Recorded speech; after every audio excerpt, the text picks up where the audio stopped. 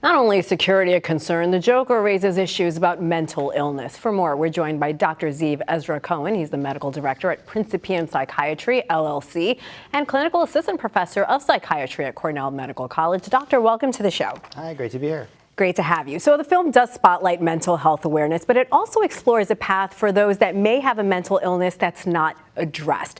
Can that connection of mental health and evil villainry even connect?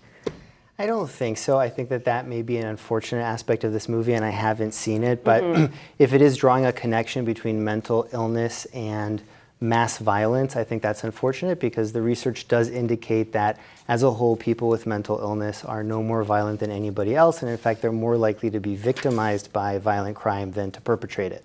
And all we're hearing about when it comes to this movie, unfortunately, what's kind of overshadowing it is the violence. That Warner Brothers even issued a statement saying that, quote, the film is not an endorsement of real world violence of any kind.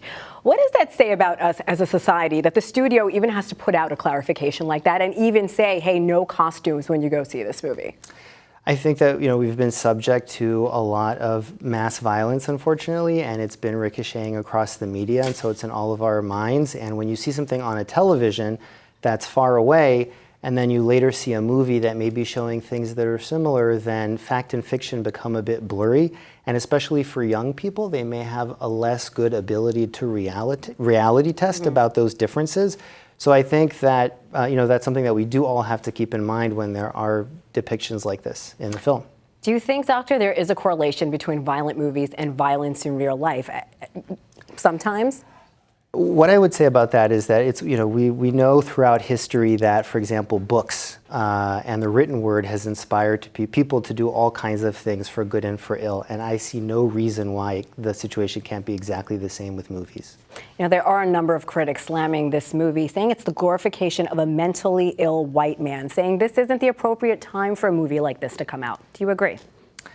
I would simply say that, I would dispute this idea that he's mentally ill. I think that the Joker is a fictional character, and I think that what we learn from the fictional character, which is brilliantly portrayed, is the notion that really some people will make the decision to engage in evil behavior, and it cannot always be explained away by science or psychiatry.